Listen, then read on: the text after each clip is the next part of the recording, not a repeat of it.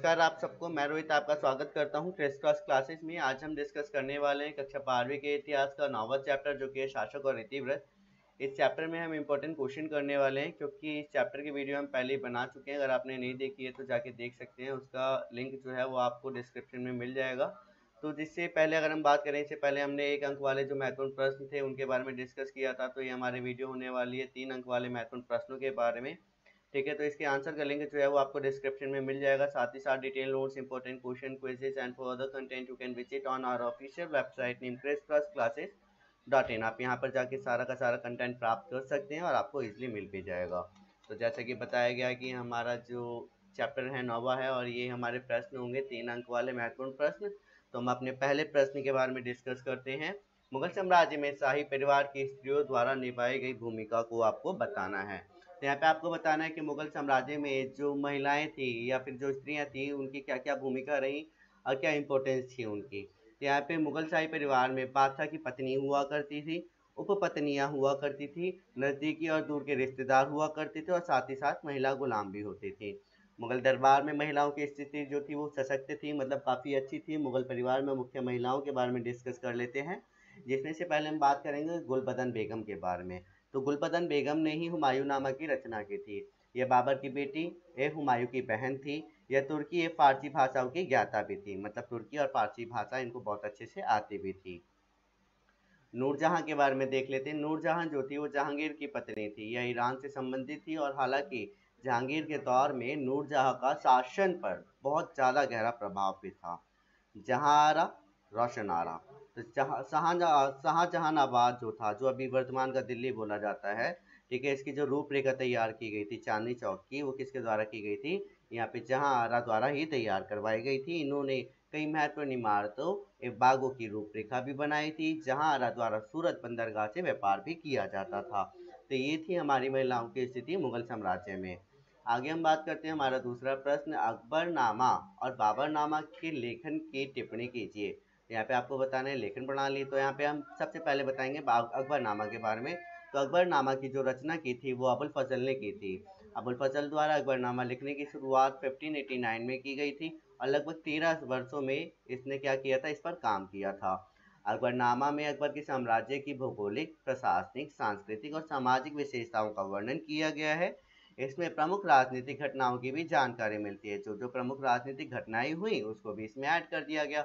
और जो भी यहाँ पर बातें चलती थी, जैसे हम बात करें कि कोई भी इतिवृत्त जब लिखा जाता था तो उसके अंतर्गत राजा के इर्द गिर्द ही सारी बातें घूमती रहती थी, क्योंकि ये जो इतिवृत्त हुआ करते थे वो राजा के ऊपर हुआ करते थे। तो अकबरनामा को 3 जिल्दों में बांटा गया है, जिससे सबसे से महत्वपूर्ण है वो कौन सी है? आईने अकबरी। तो ये चीज आप याद रखिएगा। बादशाह नामा की रचना अब्दुल हामिद लाहौरी द्वारा की गई थी, जो कि अबुल फजल के ही एक शिष्य थे। शाहजहां द्वारा अब्दुल हामिद लाहौरी को अकबरनामा की शैली के अनुसार अपना इतिहास लिखने के लिए नियुक्त किया गया था।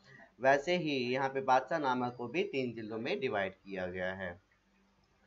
अगले प्रश्न पर हम आते हैं। इतिवृत्त मुगलों के राज सिद्धांत को किस प्रकार दिखाते हैं? तो यहाँ पे इतिवृत्त जैसे हम बात करें ना, अकबरनामा, बाबरनामा, तो ये सारी जो जानकारी हमारे को मिलती है, तो इसमें मुगलों के राज सिद्धांत को किस प्रकार से दिखाया गया है हमारे को वो डिस्कस करना है। दरबार के अध्ययन के महत्वपूर्ण स्रोत हैं ये इतिवृत्त। इसी साम्राज्य के अंतर्गत आने वाले सभी लोगों के सामने एक प्रबुद्ध राज्य के दर्शन की परियोजना के उद्देश्य से लिखे जाते थे।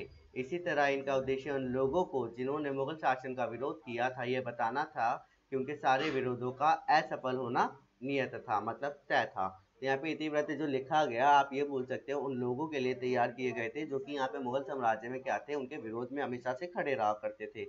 तो यहाँ पर उनको दिखाने का ये मोटिव हुआ करता था कि देखो हमारा जो शासन है वो अभी चल रहा है और तुमने जो भी यहाँ पर आक्रमण किए या फिर जो भी आप हमारा विरोध कर रहे हो सारा का सारा विफल है, असफल हो चुका है, उसका कोई फायदा नहीं है। अगला हम देखते हैं हमारा जो चौथा प्रश्न है, मुगल दरबार में पांडुलिपियों को संपदा के रूप में देखा जाता है। इस कथन के संदर्भ में पांडुलिपि निर्माण की प्रक्रिया का वर्णन कीजिए। तो हमारे को यहाँ पे डिस्कस करना है पांडुलिपियों के बारे में। पांडुलिपि जो तैयार की जाती थी वो हाथ से तैयार की जाती थी, ठीक है, या फिर बोलो कि हाथ से लिखी जाती थी। पांडुलिपि तैयार करने की एक लंबी प्रक्रिया होती थी, एक लंबा समय होता था, लंबी प्रक्रिया हुआ करती थी, स्टेजेस होते थे इसको करने के लिए। इस प्रक्रिया में कई लोग शामिल हुआ करते थे जो अलग अलग कामों में दक्ष हुआ करते थे, जो अलग अलग कार्य किया करते थे। सबसे पहले पांडुलिपि का पन्ना तैयार किया जाता था, जो कागज बनाने वाले का काम होता था। तैयार किए गए पन्ने पर अत्यंत सुंदर अक्षर में पाठ की नकल की जाती थी। मतलब यहाँ पे अत्यंत सुंदर अक्षर में क्या किया जाता था, पाठों की नकल की जाती थी, सेम कॉपी किया जाता था। उस समय सुलेखन अर्थात हाथ से लिखने की कला अत्यंत महत्वपूर्ण मानी जाती थी। इसका प्रयोग अलग अलग शैलियों में होता था। अलग अलग शैली मतलब जैसे हम बात कर रहे हैं ना कि किसको कौन सी शैली पसंद है, उसी अनुसार यहाँ पर लिखा जाता था। सरकंडे के टुकड़े को स्याही में डुबोकर लिखा जाता था। सरकंडा आपने देखा है ना, जैसे पहले पेन नहीं होते थे, ठीक है, एक सरकंडा आप बोलो तो एक सीधी सी आप बोल सकते हो ना पंख, जैसे आपने देखा होगा, तो उसके बीच में एक कट लगा दिया जाता था जिसमें वो स्याही सूख लेता था और लिखते हुए वो स्याही छोड़ता हुआ चला जाता था। इसके बाद कोफ्तकार पृष्ठों को चमकाने का काम करते थे, पेजों को चमकाने का काम करते थे, चित्रकार पाठ के दृश्य को चित्रित करते थे। अंत में जो जिल्द साज होते थे प्रत्येक पन्ने को इकट्ठा करके उसे अलंकृत आवरण देता था, मतलब इसको पूरी तरह से तैयार करता था। और तैयार पांडुलिपियों को एक बहुमूल्य वस्तु, बौद्धिक संपदा और सौंदर्य के कार्य के रूप में देखा जाता था। आप बोल सकते हो पांडुलिपि जो हुआ करती थी काफी इंपॉर्टेंट हुआ करती थी, इंपॉर्टेंट वस्तु के रूप में, बौद्धिक संपदा और सौंदर्य के कार्य में भी देखा जाता था। आगे हम बात करते हैं, हमारा जो पांचवा प्रश्न है, जैसे कि हमने सुलह कुल के बारे में हमने बात की थी, जो कि तीसरी जिल्द में है अकबरनामा के। इसकी क्या जरूरत थी मुगलों के शासन में, तो हम बात करते हैं। मुगल इतिवृत्त के अनुसार मुगल साम्राज्य हिंदुओं, मुसलमानों, जैनों और अनेक धार्मिक समुदाय में बटा हुआ था। राज्य में बादशाह इन सभी धार्मिक संगठनों से ऊपर हुआ करता था, जैसा कि हमारे को पता भी है। कोई भी समस्या आने पर वह इन संगठनों के बीच मध्यस्थ के रूप में कार्य करता था, ताकि न्याय एवं शांति बनी रहे। मध्यस्थ का मतलब है कि अगर दो पक्षों में लड़ाई हो रही है तो यहाँ पे एक व्यक्ति द्वारा क्या किया जाएगा, यहाँ पे इसका सॉल्यूशन दिया जाएगा। तो वो जो दिया जाता था वो राजा द्वारा दिया जाता था। राज्य के अंदर सभी को अपने धर्मों को मानने की स्वतंत्रता थी। यहाँ पे अगर हम बात करें स्वतंत्रता का मतलब है कि हाँ आप अपने धर्म को मान सकते हो। सिर्फ अकबर के शासनकाल में ज़्यादा अच्छा था, लेकिन बाकियों में ऐसा कुछ भी नहीं था। बाकियों को कर देना पड़ता था, जो गैर मुसलमान लोग हुआ करते थे। हम आगे बात करते हैं, हमारा जो लास्ट प्रश्न है, मुगलों ने प्रशासन का कौन सा स्वरूप अपनाया था? केंद्र द्वारा प्रांतों पर नियंत्रण किस तरह किया जाता था? मुगल साम्राज्य में शासक अपने शासन को चलाने के लिए नौकरशाहों पर निर्भर होता था। किस पर? नौकरशाहों पर निर्भर होता था। इन सभी नौकरशाहों को अभिजात वर्ग कहा जाता था। रिमेंबर, जो नौकरशाह हुआ करते थे अभिजात वर्ग कहा जाता था। ये सभी नौकरशाह राजा के प्रति काफी वफादार होते थे।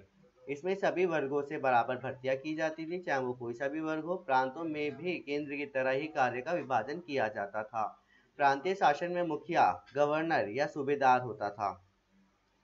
यह सीधा बादशाह के प्रति ही उत्तरदायी होता था। कोई भी इससे बीच में कुछ भी नहीं पूछ सकता है, सीधा ही उत्तर देगा किसको? बादशाह को। इस पूरी व्यवस्था में सभी जानकारी लिखित रूप में दी जाती थी। प्रशासन की मुख्य भाषा फारसी थी, अर्थात सभी दस्तावेजों को फारसी में ही लिखा जाता था। ग्रामीण स्तर पर कई दस्तावेजों को स्थानीय भाषाओं में भी लिखा गया है। ग्रामीण स्तर पर कहाँ पर? सिर्फ ग्रामीण स्तर पर लिखा गया है। केंद्र के बारे में बात करें तो वो फारसी भाषा में ही लिखा जाता था। तो होप के यहाँ तक आपको 6 के 6 प्रश्न समझ में आ गए होंगे, कोई डाउट नहीं होगा। अगर आपको वीडियो अच्छी लगी तो वीडियो को लाइक जरूर करना, चैनल को सब्सक्राइब करना। आप हमारा टेलीग्राम ग्रुप ज्वाइन कर सकते हो फॉर रेगुलर अपडेट के लिए।